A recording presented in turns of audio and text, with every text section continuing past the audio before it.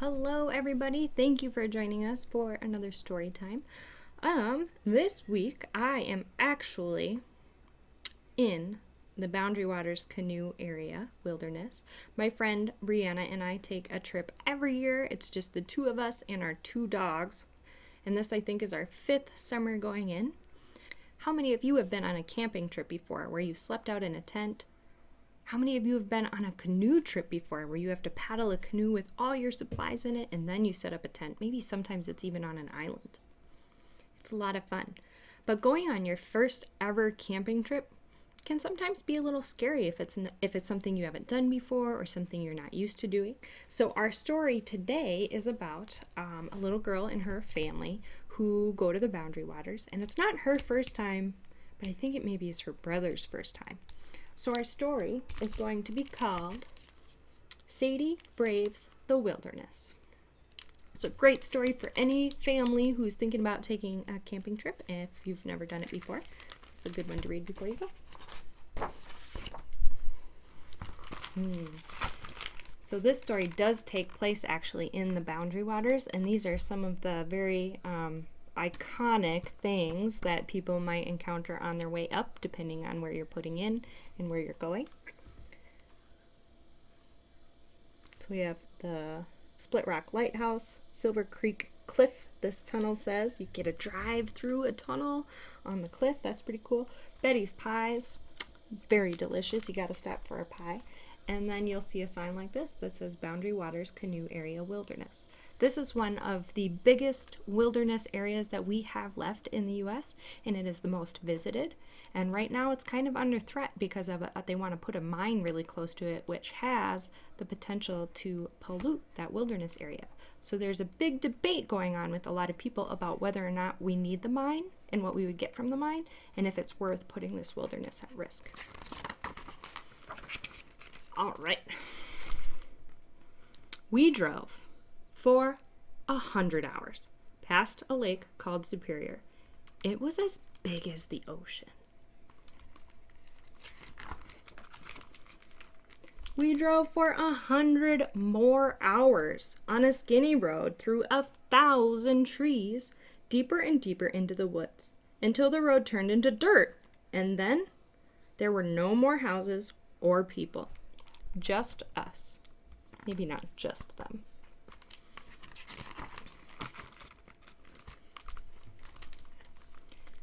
We've arrived at the Boundary Waters, said Dad. Hop out. Benjamin is very scared of the wilderness, I warned. Are you scared, Sadie? Mom asked. No, not me. Benjamin is the one who's scared. What do you think? Does Benjamin look very scared? Looks pretty excited.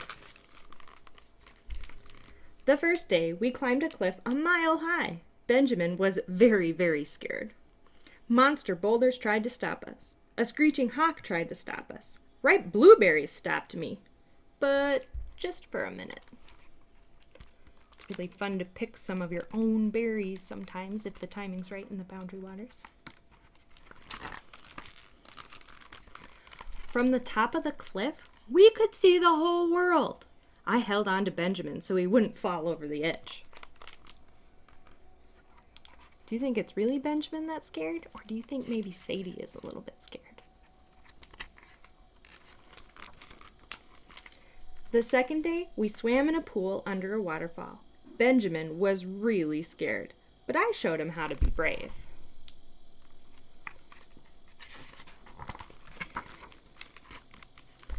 The waterfall roared and bellowed. I bellowed back and shook my fists. Then Benjamin dared to jump in.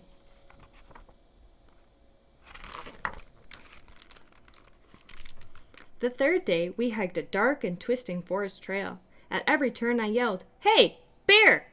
Get out of there!" I sang at the top of my lungs. When we got to the end, my whole family said, "Thank goodness we're here."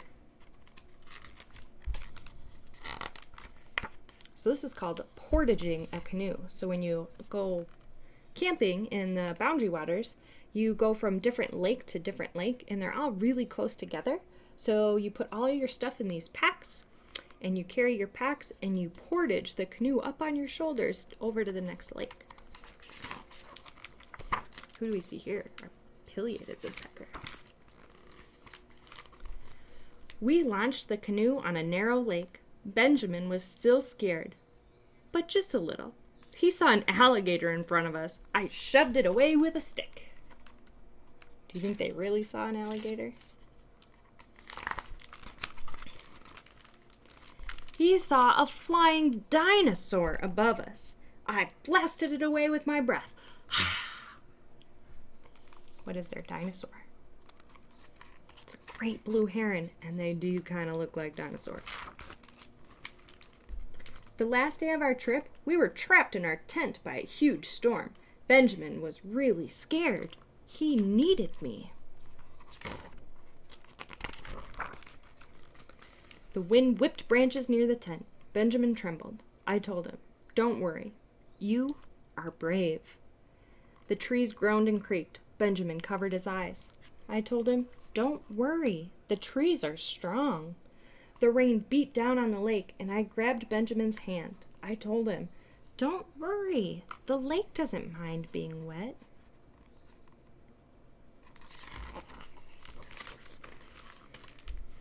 When the storm stopped, I took Benjamin outside and we played chase through all the new little rivers until Mom and Dad said, "Time for bed. We go home early in the morning." Ooh, I bet some of you like doing this.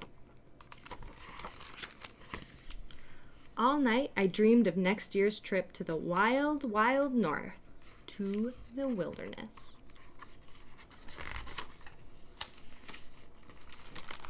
The end.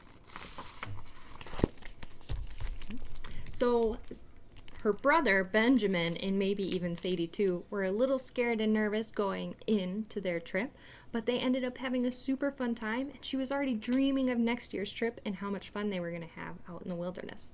So the wilderness can be an awesome place for families to disconnect, especially right now during everything weird going on with the pandemic and the COVID-19. Maybe you're in school right now, maybe you're out of school right now, maybe you're started doing homeschool.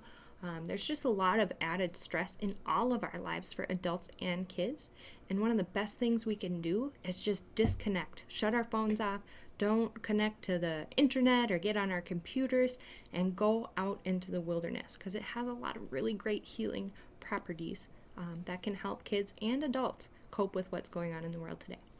I will post some resources down below. We've actually written quite a few blogs already about guides to kind of get you going with what kind of camping experience might be good for your family. Maybe it's camping in a tent. Maybe you have a camper or an RV, or you would be more comfortable renting one of those. Or there's little cabins in our state parks and forests. So there's a lot of different options and ways to camp. There are also programs where you can have a guide with you if it's not something you feel comfortable doing on your own. And you can always reach out to us with questions. I love getting people outdoors and into the wilderness, so feel free to email us at any time. I can't wait to share pictures with you from our trip, so I'll post some resources and camping activities for you down below. And I hope you have an awesome week until next week's story time. See you then.